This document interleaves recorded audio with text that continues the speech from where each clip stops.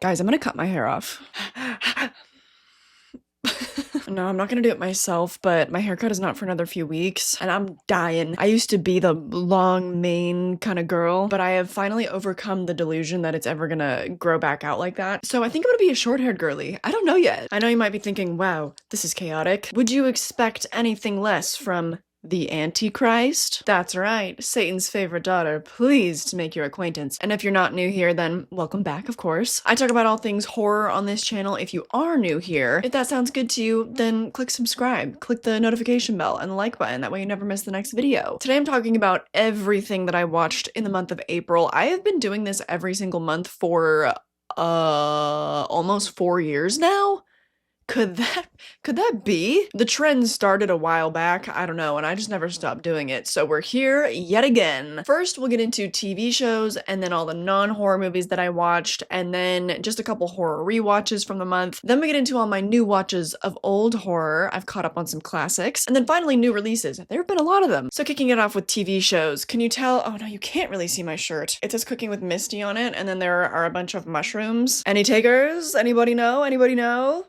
Yes, I finished season 3 of Yellow Jackets finally. I like to binge, so I had taken a break during like the entire month of March. And you know, I had spoken about how the quality of it had dipped a bit. Nothing has ever compared to the first season, of course. But the third season in particular was really like, oh, okay. The finale brought my spirit back up a little bit for the show. I was thinking, man, I'm really disinterested. Like, I don't even know if I'm gonna keep watching for a season 4. And ultimately, some of the reveals and big, like, bombs that were dropped were, ultimately stupid, but for the most part, entertaining, and there were some interesting kind of new developments in the finale. My least favorite thing about the season is the character development of Shauna. I really hate when writers don't know what to do to spice things up, so they just make a character evil. That is generally not interesting to me. I do love, like, messy, fucked up, complex women, because we just don't get to see that a lot, but not to the point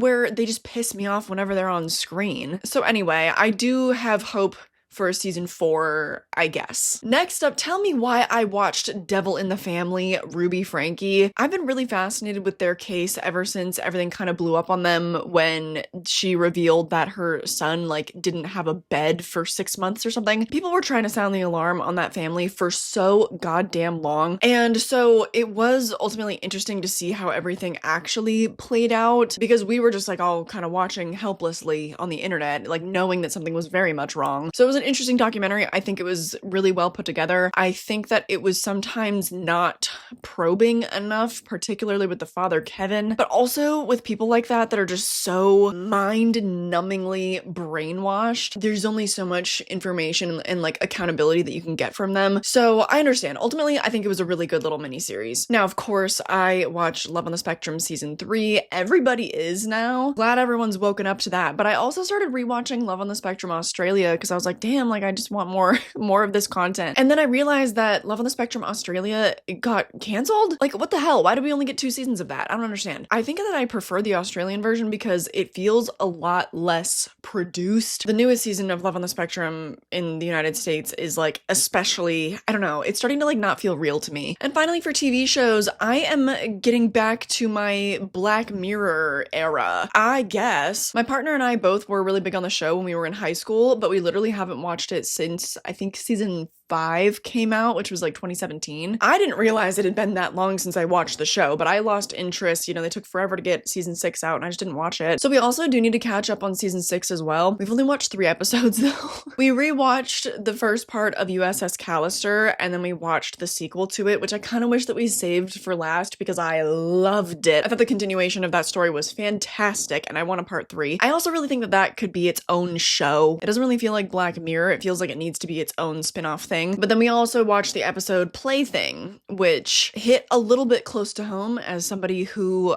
gets high and plays The Sims 4. So moving on to non-horror. The first non-horror movie of the month is a Minecraft movie. I did a huge like 20-minute dedicated section in the last podcast episode with my dad on the Patreon to this movie. So I don't want to get all into it again. I hated it. Thank you very much. My friends and I got really drunk at brunch beforehand. And so I was like like being really chatty. I like got up to go to the bathroom 4 times. That was the only way that I could stomach it. So next up, I finally watched The Big Lebowski. Can you even believe I had never seen it before? Because it's like a huge stoner classic. Jeff the Dude Lebowski is mistaken for Jeffrey Lebowski, who is the Big Lebowski, which explains why he's roughed up and has his precious rug peed on. In search of recompense, the dude tracks down his namesake, who offers him a job. This movie was so fun. I did see that a lot of people have the experience of being kind of on it the first time around and then loving it the second time around once they understand the characters better and they like get more into the vibes of the comedy. Not for me. I was locked in from minute one. Is that just because stoners who just want to chill tend to see each other? Maybe. But they're all just so good. John Goodman is fantastic. This quickly became one of my favorite roles of his. Movies like that truly are not being made anymore. I know we say that about a lot of things and it's kind of bullshit. It's not really true. But genuinely,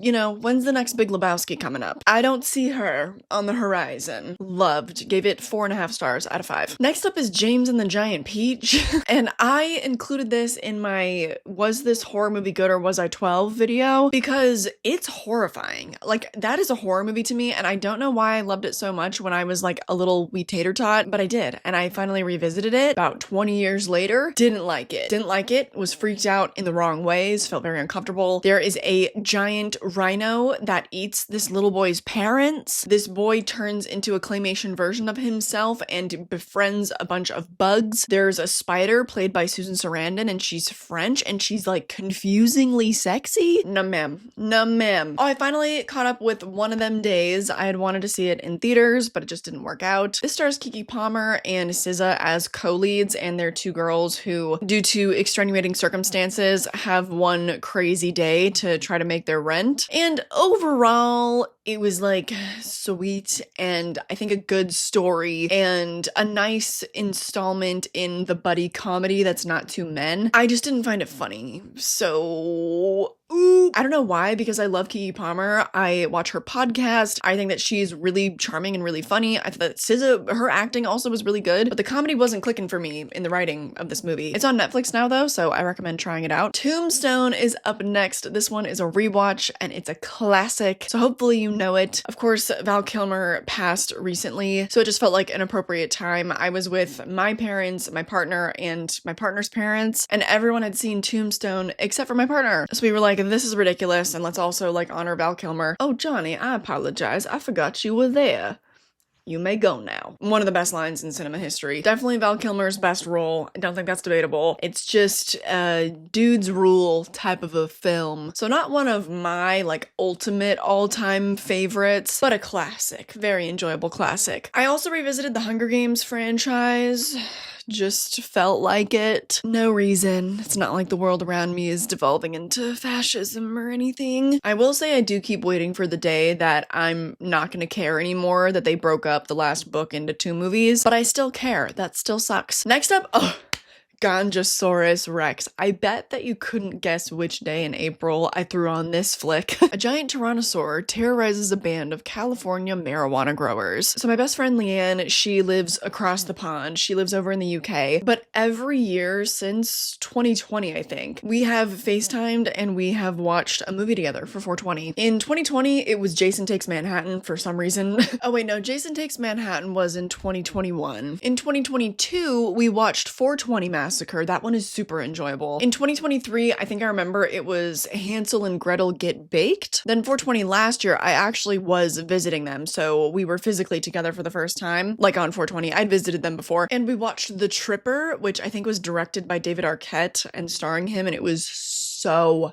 bad. I'm so happy to report after 2 flop years, Gonjosaurus Rex was so enjoyable. I actually loved it. Now it looks like it was shot on a potato, okay? It is very low quality. I think the only place it's available is like a VHS rip that somebody uploaded onto YouTube. So there are very confusing like music videos and commercials that play before the movie does. And we started it and obviously like we were super fried. And we were like, wait, what's this? This can't be the movie. movie. It's very, very low quality, but to me, the characters felt pretty real. I thought that it also was hilarious. And this is the only film apparently directed by Ursula Reynolds, and I just have so many questions for her. Kind of obsessed with her now. So yes, 420 was a win this year. Next up, we have The Wedding Banquet. This was a new theatrical release. This is a remake of a film from the 90s. Hoping to stay in the country, a gay man proposes a green card marriage to a female friend in exchange for paying for her IVF treatment. However, things soon get complicated when his grandmother surprises them with plans for an extravagant Korean wedding banquet. This movie is carried by its performances. They're so good and so earnest, particularly Kelly Marie Tran, and then of course Lily Gladstone, which some people said that she was underutilized. And I'm just like, I don't know, like maybe she's just not the lead. Her moments had a lot of emotional impact. She's the type of actress that it doesn't really matter how much screen time she has, it's gonna linger. For the most part, I didn't really particularly find the movie to be funny. That was more an issue with the writing, I think, because the moments that I did find funny, I was guffawing. I didn't know that Kelly Marie Tran could be that funny. Hanji Chan, he's so baby girl. Also, the family matriarchs played by Joan Chen and then Yeon Yu Jung literally both made me tear up. My eyes were prickling. A tear might have actually fallen. A couple, actually. There are so many touching moments between like mother and daughter that really hit close to home, between grandmother and grandson, and then touching moments between couples and between friends. I thought that the drama between all these relationship dynamics were not only super interesting and engaging, but also felt very real. I'm bummed it seems like that one left theaters super quickly and I didn't really see anybody talking about it. I really enjoyed it. Next up, Limitless. I rewatched Limitless and I had a blast. Surely you know this movie, right? Surely you do. I hadn't watched it since I was like in high school, and at that time I thought that it was one of the coolest movies I'd ever seen in my life. I felt similarly about The Wolf of Wall Street. So does that give you a glimpse into my twisted teenage mind? Now, Limitless is at many times very dumb, but that's what makes it so good. It's like campy, and then also stylistically, I feel like the cinematographer put so much flair on everything. And yes, sometimes did those crazy zooming shots make me feel a little bit motion sick? Yes, but as soon as it was becoming too much, they would stop, so it was fine. I felt like a lot of the camera work was just endlessly inventive. Bradley Cooper is playing it completely straight, God bless him. A lot of people clown the movie for just like essentially being a Wolf of Wall Street, like wow, you have this drug that opens your entire brain and you just decide to become a Wall Street bro. I don't know, man, my first move would probably also be to become a millionaire. That's probably step number one. Now, I know what you're gonna say about this next thing. Ugh, Kylie, why do you have to relate everything to Twilight? Because it applies. Limitless is a little bit Twilight coded. It is. The overly stylized, kind of campy, kind of crazy editing. Nobody can tell me that this wasn't influenced by those trends. I'm gonna go ahead and stop. Next up, we have Cheech and Chong's last movie. Went into this having no idea what it was. It turns out that it was much more of a documentary, but there still is some kind of sketch comedy. There's still a little bit of like scripted stuff between the two of them. And you learn about their individual entrances to the entertainment industry, how they met, all the stories of their early career together. It was so wonderful. Naturally, I went with one of my other best friends, Natalie, and we smoked a schmoint. So I was feeling good. Like I was in such a great headspace for that. It was well, it wasn't perfect. I gave it 4.5 stars because it does end really abruptly and it's like 2 hours long, but I hadn't felt that runtime whatsoever. I was still completely engrossed and then it just felt like it ended. And it ended at a point that it skipped over a lot and it made me really, really sad that they titled this their last movie because it probably definitely is. But we didn't get to learn about like all the drama post them splitting up and everything and like their individual careers. I don't know if I would call it a missed opportunity. Like the movie was already 2 hours long and it kind of makes sense where they ended it because they were like, well, you know, why don't we leave all that stuff in the past? Like, let's just go get a drink. So it kind of made sense, but I think that that's pretty high praise for a movie when you're like, oh, I want so much more of it. I think, right? So yeah, I loved it, but definitely wanted more. Finally, for April, my last non-horror watch would be The Diary of a Teenage Girl. A subscriber had sent that to me on Blu-ray, and I had never heard of it before. In 1970 San Francisco, a precocious 15-year-old embarks on an enthusiastic sexual odyssey, beginning with her mother's current lover. This was written and directed by Marielle Heller, who actually released Night Bitch last year, so she's definitely got a, a feminist thing going on. I really was not a fan of Night Bitch. It was like a 3-star, and I felt like the movie was a little bit confused. I wasn't sure if it was like an issue with the source material or how it was adapted. I didn't know. Odd movie. The Diary of a Teenage Girl, loved. Loved. I got a little aggressive in my Letterboxd review because there are people who completely misinterpret this film. And if you do that, if you think that this movie is somehow like glorifying grooming and stuff, then I think you're dumb. And that's my opinion, and I'm allowed to have it. I think it's because in so many ways, this relationship is framed through our protagonist's eyes. When you are a teenage girl and you are approached by an older man, it feels like, am I the prom queen of the world? You think, oh my gosh, like I am just so mature. He sees something in me that all these boys my age don't. It feels so exciting. And of course you have these rose-colored glasses. So like half the movie is kind of framed that way. But even while that's going on, there are signs as to how wrong it is. There are so many instances where you see him like undercutting her confidence. There's a scene where he literally drops her for her mother. They're like playing or whatever, and he's like kind of hugging her and stuff. They're like play fighting. And then her mom walks in the door. He drops her to the ground. There's a part where he like takes her onto his boat and she jokingly screams out, "Help! I'm being raped!" Nobody comes to her rescue. In fact, the button on that scene is that the guy that like let them into the shipyard, he's sitting right outside the boat and he's just asleep. He let this grown man and this teenage girl onto the boat and then he just went to sleep. Like everything about the movie is pointing to nobody's really looking out for teenage girls.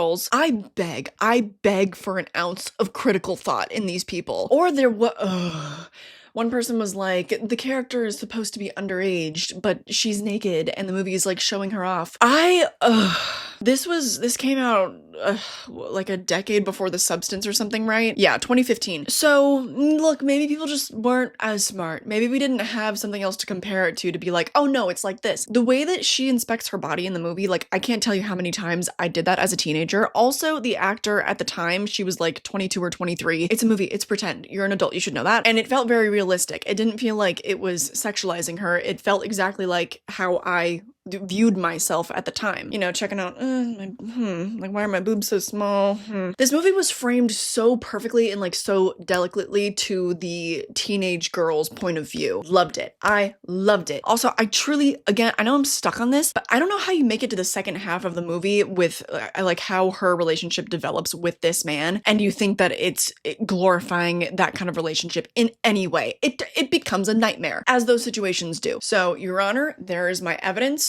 These people are dumb. Case closed. Now we can move on to my horror rewatches of the month. I only rewatched 2 horror movies in the month of April. Unbelievable. I am, I'm a comfort film kind of girl. I guess it's because I went back and I rewatched the Hunger Games franchise. I did not rewatch The Ballad of Songbirds and Snakes though, because that one is 3 hours and I don't own it on physical media. Boo! So the first rewatch was Winchester. Now please go check out my second channel. I know I haven't been as active on there recently, okay? So the engagement's a little down. But this video I thought was, it's some of my best work on there to date. I mean, not some of the actual footage, but I went and I visited the Winchester Mystery House, and a lot of the footage didn't turn out great, but I was there and I took a lot of photos that I shared. And then in the second half of the video, I did a comparison of the tour of the house to the movie. And the movie is really bad, but after having been to the house itself, it's so clear that the filmmakers, they paid a lot of attention to detail. They included a lot of stuff, like if you're a fan of the Winchester Mystery House, if it's like an item of fascination to you, if it, is a bucket list thing for you like it was for me, the movie it's still bad, but you can appreciate all the details a lot. And also the story is a little twisty.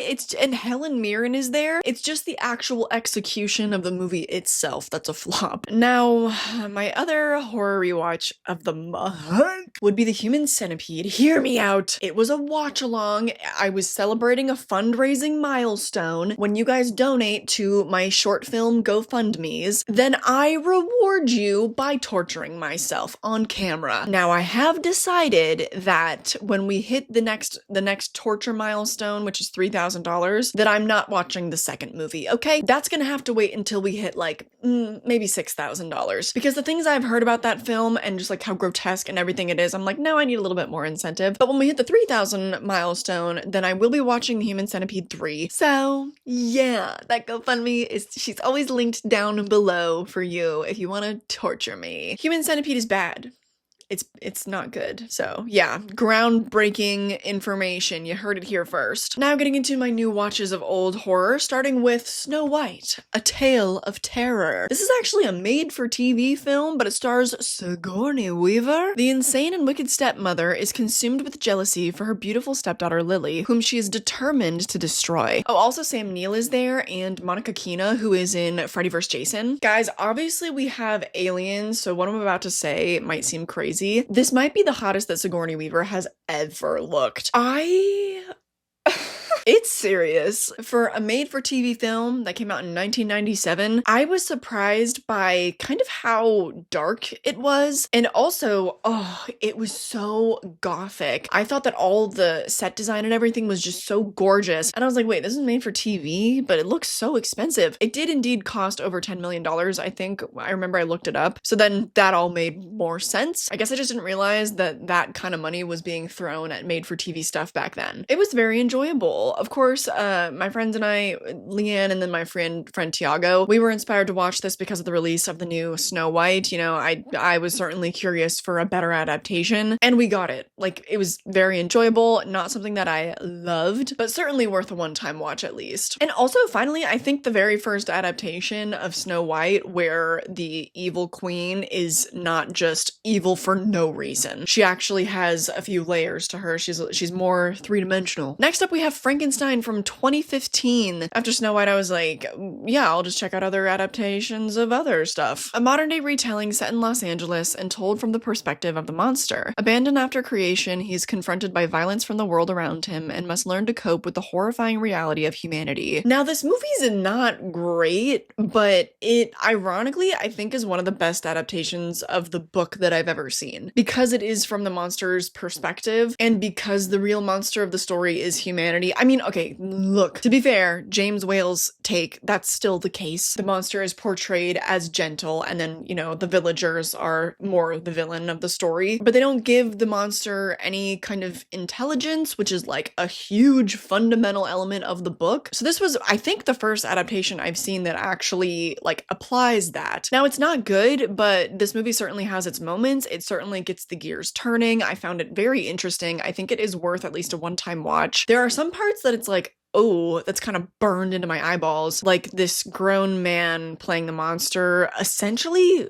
like nursing from what's her face from The Matrix. She's also in The Bye Bye Man. I love her. She pops up everywhere. Anyway, there's some like grody imagery, especially the makeup of the monster himself. He looks gross, like stomach churningly disgusting for a lot of the runtime. So a lot of this movie is like, it's unsettling to the eye, but interesting. And Tony Todd is there. So if you're a fan of the novel, especially, then I think this is an adaptation that you would at least be interested by. Next up, I finally watched Dress to Kill. I had never seen it before. When Liz Blake sees a mysterious woman brutally slay homemaker Kate Miller, she finds herself trapped in a dangerous situation. You probably know Dress to Kill, or you've at least heard of the title, and maybe you've at least heard the mutterings that it is kind of a controversial film. Reasonably so. I'm not going to get into it because I don't want to spoil anything, even though I'm sure it has been spoiled for the majority of you already. It was an interesting film. It was a gorgeous film. Like, stylistically, I don't know why De Palma has to stunt on us this hard. So extraordinarily fascinating to the eye. Wonderful acting. I'm not that into like any of the characters of the movie. Most of them did not fascinate me. The poor victim in the beginning of the movie was the most interesting person to me, and then boop, she's gone. So that was a bummer. And then I don't think I'd had the ending really spoiled for me. I knew like the basic conceit of it, but I didn't know who it was. And so it was pretty disarming. I think the story of it is well told. Is it at all scientifically accurate?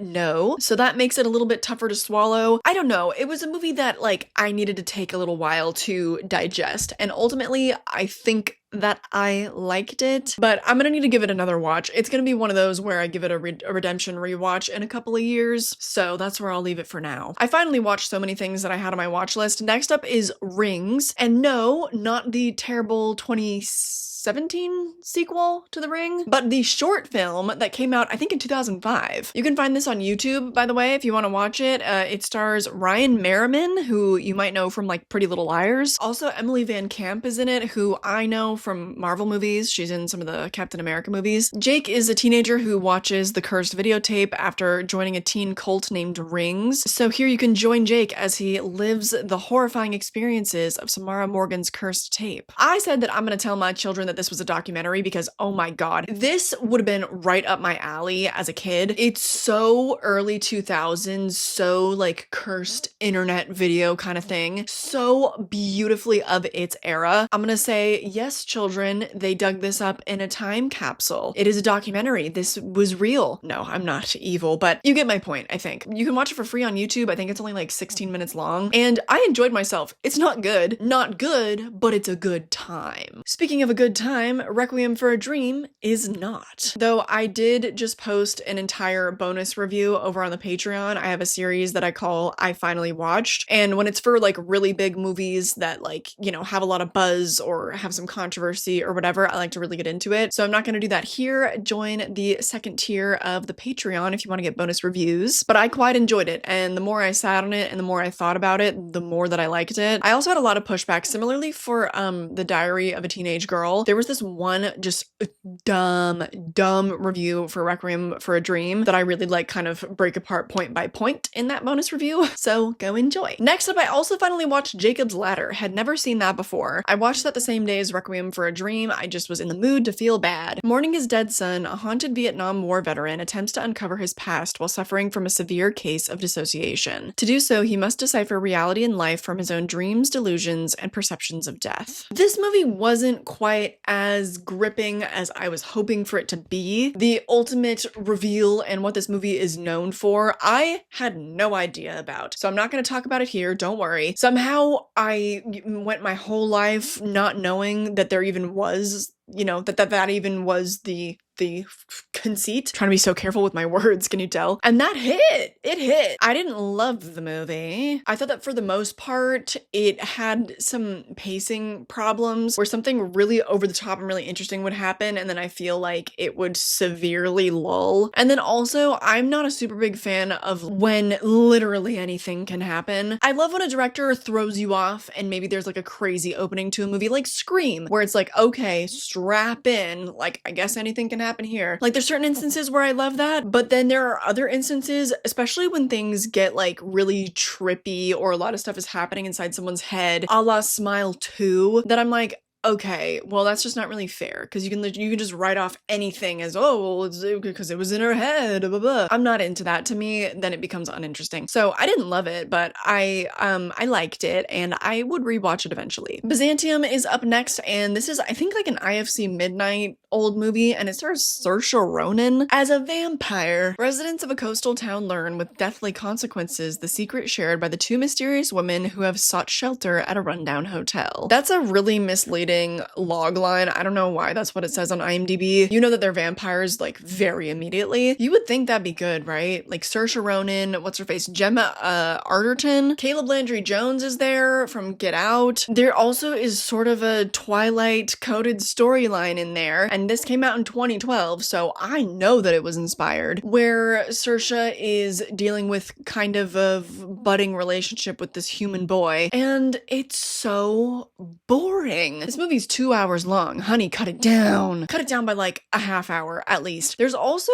important and interesting stuff that's explored. Her mom is like essentially a pimp, and she had done sex work back in the 1800s or whenever she came from, and that is sort of explored through the ages, and I'm like, yes, okay, work, but it's done in such a dull way. Like, my eyes were glazed over for like the majority of the runtime, so it's not one that I recommend. Similarly, Werewolf Bitches from Outer Space, I recommend that you stay far, far away from. Now, some people, if you're like a John Waters kind of person, then you might really enjoy the very very trashy humor and stuff that goes on in this movie, but it's so incoherent. There's not a story to be found. This movie, according to a friend, they said that this was shot by someone in high school, but then I think they didn't go back and like shoot the second half of it until after they graduated. So there were like a couple years in between, you know, when they were shooting this movie. I don't know if that's true, but it certainly seems like it's the case. It's all over the place. Like I gave it a half star, okay? Also, a lot of the humor is just very foul and it's just bad. It once again looks like it was shot on a potato, and not in a charming way like, ooh, somebody, you know, made a VHS rip. This feels like lost footage. This is exciting. It feels like something that doesn't need to exist. Do you know what I mean? But it's on Tubi, so if they can do it, then certainly I can as well. I'll get on that someday. Oh, I finally watched the first 2 Resident Evil movies, and I didn't like them, but somehow I still want to now watch the entire franchise. I don't know why. I think it's because each of the movies like have moments. I enjoyed the second movie more than the first one because some of the action I think is really fun, and like there are some really gory moments, some very fun kind of shocking moments as well. The first movie, there were scenes that reminded me of like the 13 Ghosts remake from 2001. So some fun stuff. The thing is, I hate the characters. They're so boring. Nobody resonates with me at all. They don't feel real. So boring. I totally check out when it's any type of just like dialogue moment. So that's a problem, but it still feels worth it for like the action of the future installments. So let me know if you're interested in me doing a ranking here. If not, then maybe I'll just do it for the patrons. So let me know, because it'll depend on the comments on this video. So that's it. That's an interesting journey that I feel inclined to embark upon because yeah, I don't like them. Finally, my last new watch of an old horror movie would be Dark Night of the Scarecrow, another made-for-TV horror film. This came out in 1991, and I actually don't want to tell you anything about it, at least not plot-wise, because I didn't know anything about it going in, and I feel like that is important to not know kind of the general setup of this film, because when you don't know, it is shocking. The fact that it was on television as well, like obviously it's a little bit cut down, you don't see a lot of the violence, but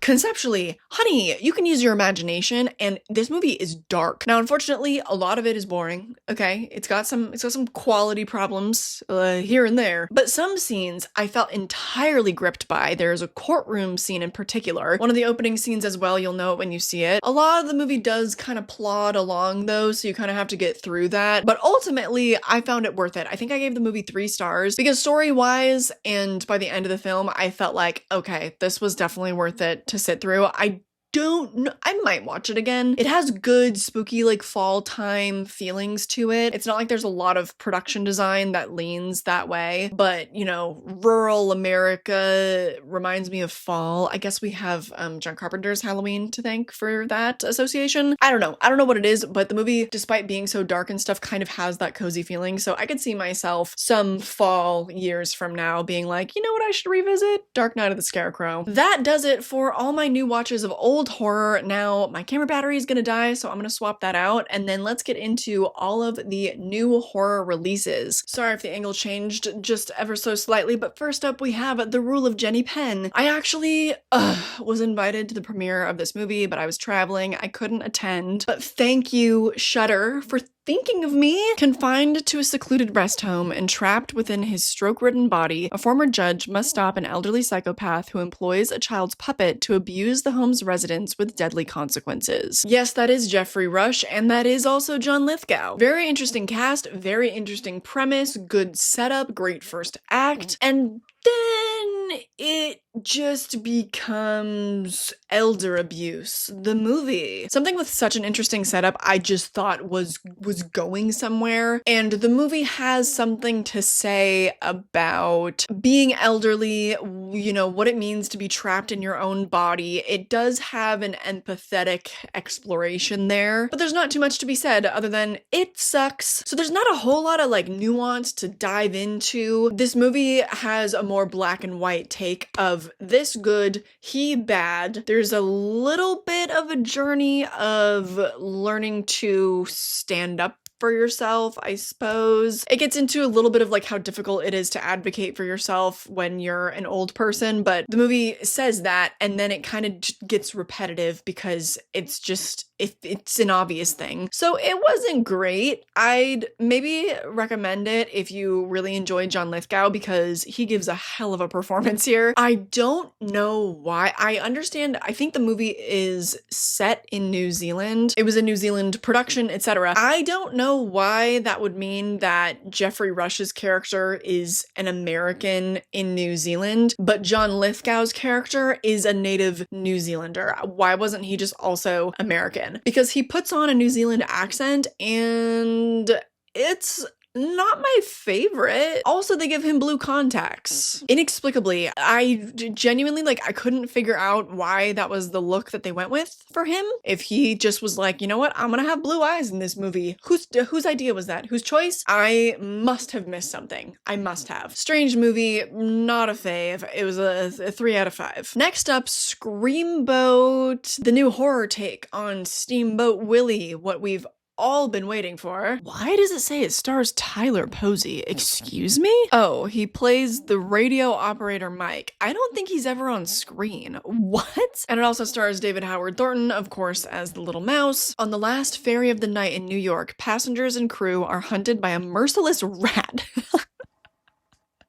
They call him a rat. And what should have been a peaceful crossing turns into a bloody massacre. Does Tyler Posey know that he's in this movie? Surely they used a different working title, right? And his agent was just like, well, you can get paid for doing like 20 minutes of work. You down? Because I don't think he was looking at Screamboat and thinking, this is the one that's gonna get me back. Anyway, I was hoping that it would be so bad that it was good, that I was really gonna enjoy David Howard Thornton's performance, which was fine, but it's really not very different at all to his Art the Clown, and very much the same to his performance as the Grinch in The Mean One, which I think might have had the same director as this movie, or there's some connection there. It's just bad. It's so unfunny. The production quality is really low. One thing that was so bad that it was good was that the size of the mouse is different in every single shot that he's in. Sometimes he's like waist high, it seems. Sometimes he's knee high. Sometimes it looks like he could fit in the palm of your hand. It is all over the map, and I did kind of love that. The acting is just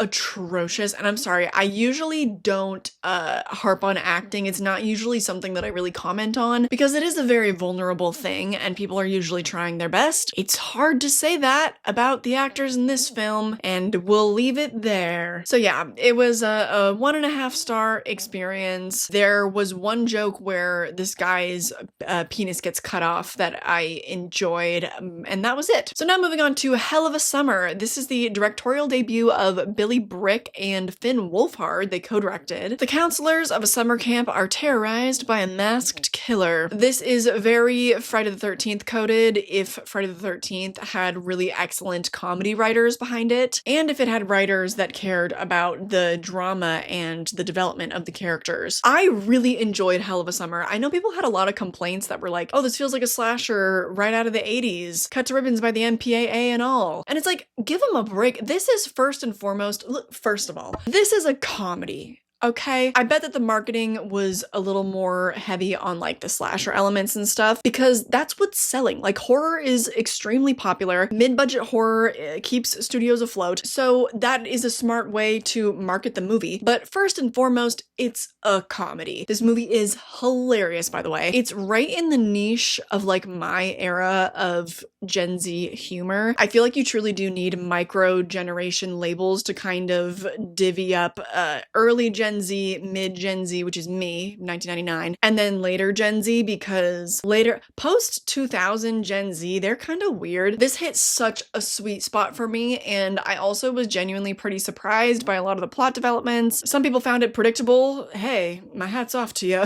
I loved all the characters. I thought that the center performance by, what's his name? Fred Heschinger, who plays Jason, by the way, nice homage. He has such an endearing, role, and I felt so invested in him. He was kind of baby girl, and like his whole emotional journey throughout the movie. It's very sweet. I enjoyed myself so much with this movie, so I highly recommend it. I know it's more of a niche thing for me. It caters to me, like I am the audience for this film, so you might not like it as much, but whatever. Next up, we have Drop, baby. I don't know, maybe I shouldn't have included this in the horror section, but whatever. This movie is fine. It's fun. I already gave it a whole review over on the Patreon, so I'm not really gonna get into it here. I will leave you with the fact that it is a popcorn flick and nothing more. It's already out of theaters too, so like I don't know if it's really gonna be that enjoyable at home. I don't think it would have been for me personally. I think I probably would have checked out. It was exciting and fun and even a little heart racing at times on the big screen. It was serviceable. I'm probably gonna forget about its existence in like another few weeks. Next up would be Sinners, complete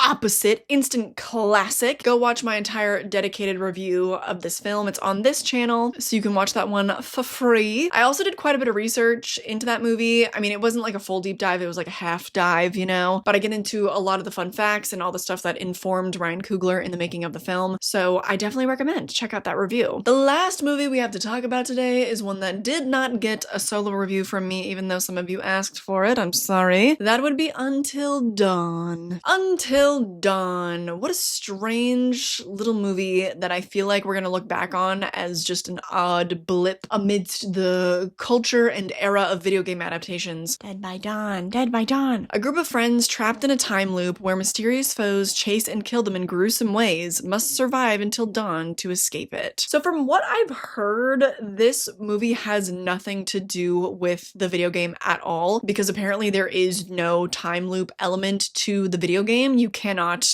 die and respawn. So really weird narrative choice for the film, now that I know that. I went into the movie knowing nothing about the game, okay? I knew that people were not really excited for it for whatever reason, but I just chalked that up to like, video game fans. They're always complaining about something. I knew that people wanted Hayden Panettiere to reprise her role, which she does not. So I don't know, I went in very much a blank slate to this film, and I also was planning on giving it a dedicated review. I'm sorry I didn't do that to anyone that wanted that, but I don't have that much to say about this movie. It is so mediocre. There are certain elements of it that are fun. There are a couple scares that I feel like I haven't seen before. It feels like a video game, whatever that's worth. Even if it doesn't feel like Until Dawn, it does feel like a video game with characters like having to find clues and, you know, sort out puzzles and make their way through different kind of levels of the story. Some of the deaths felt creative. It also was very gory, but then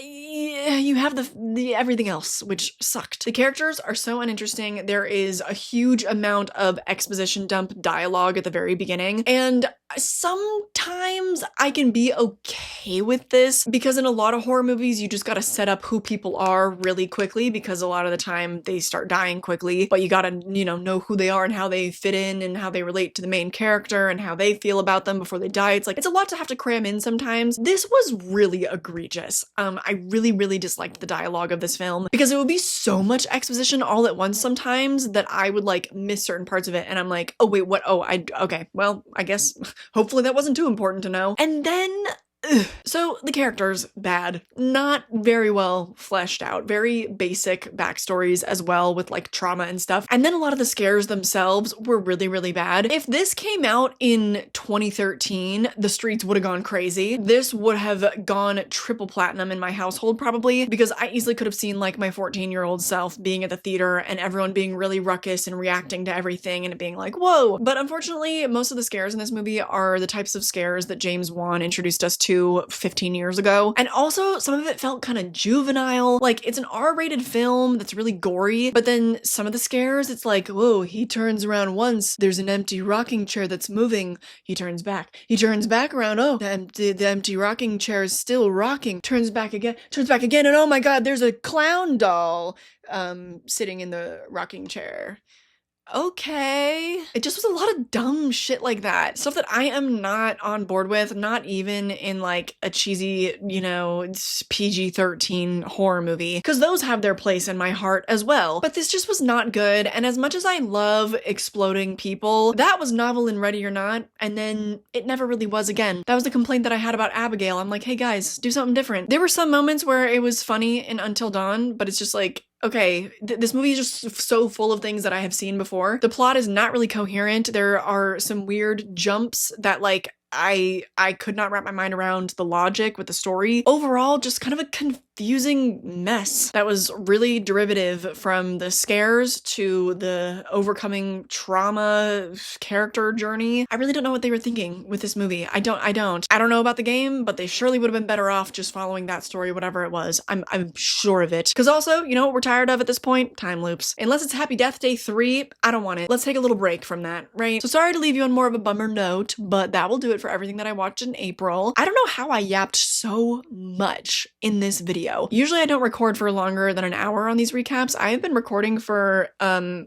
hour and 20 minutes now. So let me stop. Oh my god. But yes, another reminder that some of the movies I spoke about today, I have whole dedicated bonus reviews over on the Patreon, or like with Sinners, there is a dedicated review on this channel, so go check that out. With the Patreon, depending on which tier you join, you get a bonus video every single week. So definitely worth checking out. Like I mentioned, I have the whole podcast with my dad over there. And then also check out my second channel. Check out my Winchester Mystery House vlog and movie comparison. And then of course, finally, if you want to watch me torture myself by watching Human Centipede 3, then get us to 3K on that fundraiser, baby. Let's do it. Let's do it. We're halfway there. More than anything though, I just hope that you enjoyed this video and that I catch you in the next one. Bye.